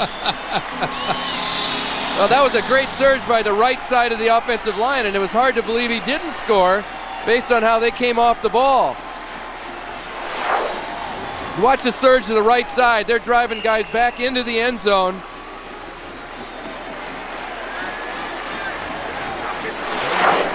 Well, Coop with his first career touchdown. He's on the board. And the Ducks at 57 and counting make it 58. The most points the Ducks have scored in a game since the season opener in the Rose Bowl year of 1994. And the Ducks scored 58 against Portland State. Well, everybody happy today. Coop and company doing a little dance, celebrating a big, big win. Well, Dan Katz has gotten plenty of duty this afternoon on kickoffs. This one, maybe his best of the day, as Whitaker takes it 1 yard deep, and he will keep it right there. In the end zone. Well, our Pepsi player of the game is that man right there, Michael Fletcher. Ignited this crowd and his team early. What a day. Returning punts, 6, and as you can see, he averaged 21 plus yards of return, including a 70-yard for a touchdown. And not one fair catch. You know, that's the one thing of the pro game, they never return punts. This guy did a great job today, and he's a daring, aggressive player who's really brought a spark to the Oregon special teams. Next Saturday at 1 o'clock. Well, the return gain was big in the first half. The Ducks with over 100 yards in punt returns, the 128 that you saw. Spartans now with 7:16, and they can't get out of here quick enough. Ball is caught by the tight end, and he is ridden out of bounds. Sean Brewer with the reception, sophomore from Riverside. First reception by a Spartan tight end this year. Boy, that shot says it all right there. Those guys, you ever see battle fatigue? That's what shell shock looks like right there, folks. Well, we've been in a few of those ourselves. Think of those trips to places like Nebraska. Where that's just the way you looked after the Hawaii game in '94, Todd. Well, and you were holding on to me so I wouldn't jump out of the stadium. We have a whistle and another timeout for San Jose State. They have enough guys out on the field there. 1, 2, 3, 4, 5, 6, 7, 8, 9, 10. They didn't have a tailback. That's the second time today that has happened. And although Baldwin is smiling, he doesn't think that's funny. He's going, we need 11 guys out there. We could have used about 13. Well, and this is the coach who's, you know, they've got some growing pains there with the San Jose offense. Yeah, he's got his work cut out. He really has to try to rebuild this thing from the ground up. San Jose has had some great teams in the past that have scored great upsets, but at all times they've had outstanding quarterbacks. Yeah. And this really hurting them right now. Got 10 guys on the field. You got 12 guys on the field. You got 2 guys kicked off the field, ejection. A lot of penalties. You know, this was not what he had in mind when Coach Baldwin said we got to have a perfect game to stay with these guys. Well, it's been tough for the Spartans. They haven't won 2 games in the month of September since 1992. In fact, in the last 5 years in the month of September, they are a combined 3 of 17. So it's been tough. Casteller to throw. Deep hitch pattern. Caught by Steve Pulley, a junior out of Los Angeles, and a transfer from a number of schools. I mean, talk about taking the road map out and finding where your next stop is going to be. San Diego State, Pasadena Community College, Mount Sac. He's kind of taking a tour of Southern California. Well, Pulley looks like he hurt his elbow or something there, but that play was set up by hitting the tight end to the flat. That time, faked the tight end and threw to the curl behind him. The safety was out of the way, covering the tight end. 6:44 left in this game. Pass out of the flat, caught by Brewer, and he is hammered out of bounds by one of the Tomlin brothers. Another set of guys from Lebanon, and that was number 47, Ty Tomlin.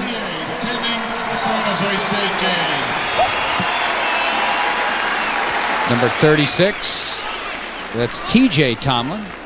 So the 2 Tomlin guys are in there together, 47 and 36. And now Vanderveer comes in, and this is like a Lebanon reunion party in there. Pretty good defensive players from that high school. Defensive hotbed. Eric Castle was a Lebanon product. Slant pattern incomplete through the arms of the wide receiver Newell. Coverage by Steve Smith. You see Steve Smith rip that right arm and knock the ball out. I've seen the Oregon defensive backs against UTEP last week a couple times ripping that ball away. A couple cases that ball went out of bounds, but those guys, Bob Gregory's their coach, they do a very nice job of trying to strip the ball from the wide receiver after the catch. 3rd and 6, the Spartans need to get to the 38-yard line. Gabe Payne, the motion man. Underneath, they go to Newell again, and again he can't hold on to the football. Pass is incomplete. The Ducks down there indicating Jason Nicolau, he'd make a good referee in his next life. Incomplete, he says, waving the arms. Well, and Vanderveer was right in the quarterback's face. Nice little blitz by the backup defense. Right now they having a hard time getting enough guys on the field for the punt return. A lot of pointing going on. You got him, I got him. And Morgan, another very, very high punt, but very short. Bobby Nero lets it fall, and it will be down by the Spartans at the 20-yard line. 6 minutes and 16 seconds remaining. It's been all Oregon today, 58-3 as we head down the home stretch. Welcome back. A.J. Feely, the new quarterback for Oregon, wearing number 7 to Jason Cooper, and Cooper gets about a yard.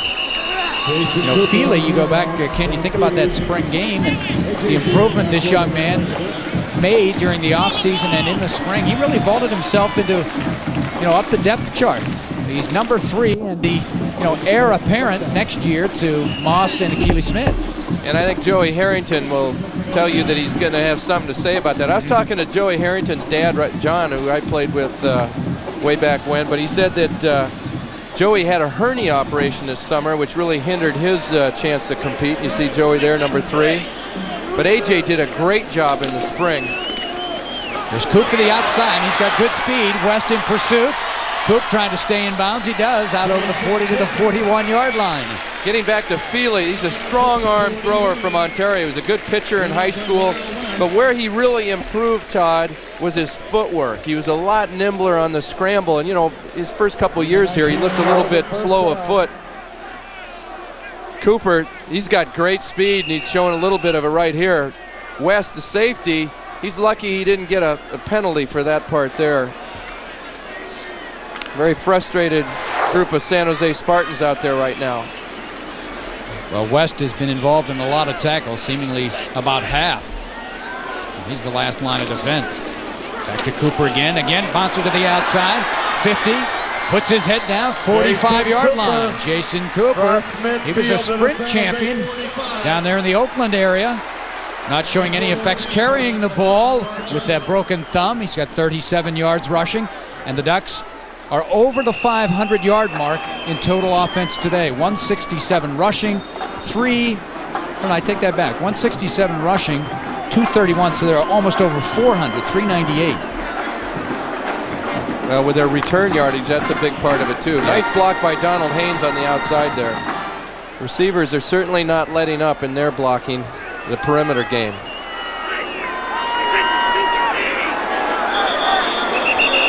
Whistle, and we may have a delay of game.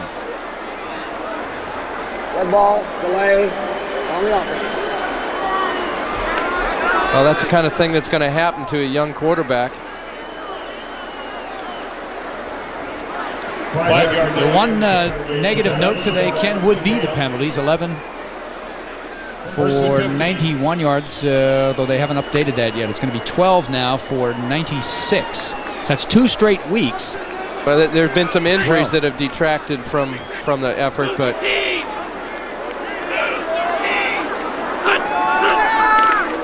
trap play to Chad Chance. He's stuffing it up in there. Chad Chance has about 7 yards. You talk about what's been good and bad. I'll tell you one really good thing here is that the offense has protected the football. They've only had 1 turnover in the first 3 games. You watch Chad Chance. He's got both hands on the ball there. He's protecting it. Yeah, 1 turnover, and that was on a deflection last week on a pass by Akili Smith. So, that part has not been sloppy, and as a head coach, you got to be happy about that. There's things to the intensity that was lacking last week has been there today. Execution may not have always been crisp, but there's Coop. He's to the outside again. He had gotten a great block by Donald Haynes, the slot man. Donald Haynes put a great seal block on KJ Agu, the strong safety for San Jose State. There he is, Donald Haynes. He's not the biggest guy in the world, but he puts his body in there, 5'9", 170. You watch the block here. Gets an angle on him. Now look how he keeps his feet moving and he stays in between Agu and the ball carrier. You couldn't ask for a better block than that. That was great technique. You know, and there's so much room for defensive backs to run around and get away from that block. That's why those are tough blocks to sustain. You know, it's not like linemen where you're in a confined space, you get an angle on a guy and you can drive him in the dirt. Wide receiver's got a lot of room that he's got to protect, keep that defensive back from running around him. Well, we have a dead ball foul called against the Ducks, another personal foul. So give Chance good effort there, or Cooper, I should say. And there's Phil Knight, Jim Bartko, fundraiser for the Ducks. Take the good with the bad as far as Mr. Knight is concerned. Certainly has to like what he's seeing on the playing field today from the Ducks. The stock market, not quite the same. Coop. You know, that was kind of the thing about Cooper. They wondered whether or not he could run between the tackles, and showing good elusiveness there. He definitely has the speed to turn the corner. And between the tackles, you have it. Nice job. You see, there's Payne there getting a little shield block. Payne, nice job.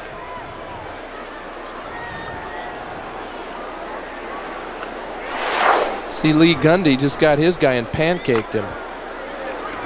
Lee lost a lot of weight, tried to get a little quicker, coming back from that knee injury last year. And he looks a lot more comfortable as a guard than he did last week as a tackle. There's Cooper wrapped up after a short gain. But it is enough for the first down, and the Ducks just hoping to keep this ball on the ground and try to conclude this game with possession as the clock is at 3:05. Well, next week the Stanford Cardinal visits Autzen Stadium, the Pac-10 opener for the Ducks. The last 4 years, and counting this year, the Ducks have been 3-0, but they've lost that fourth game of the season. You see, that's a tough stretch. Stanford, then a bye week, then tough month of October with Washington State, UCLA on the road, USC here at Autzen, and then back out on the road to Arizona. Those are all good football teams. Cooper in a foot race out there with Anwar Johnson, and Johnson wins that battle. Todd, those 4 October teams right now are all undefeated. They have yet to lose a football game, and that is going to be a tough row to hoe.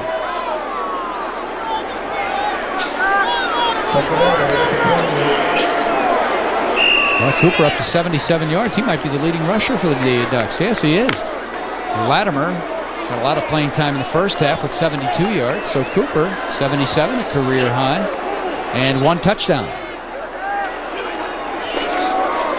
Back to Coop, trying to bounce it outside, and not this time as he is dumped right there.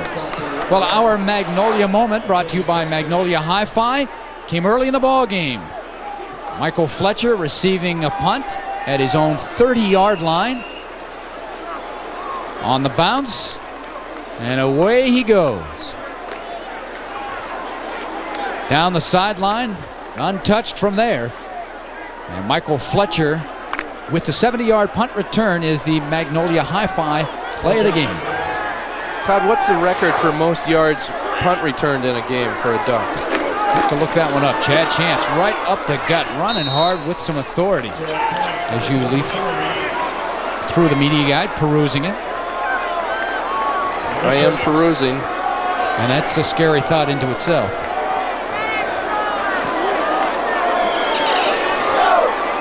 Fourth down 3 at the 23. Well, we don't have it for a game. We do have the longest individual punt return. Woodley Lewis against Oregon State of 92 yards back in 1949. A.J. Feely, the Ducks with 4th and 3. No sense trying to add points on a field goal here. And just a toss sweep to Coop. He cuts back, and he is plastered short of the first down. That might have been, Ken, the most aggressive we've seen San Jose State all afternoon defensively. That's right. They really Ron flew John the ball. Acuna right there, number 33, and ouch, hurt that shoulder. I'll tell you what, 128 yards in a game punt returning. If there is not a record, that's gonna be it. That's a great effort.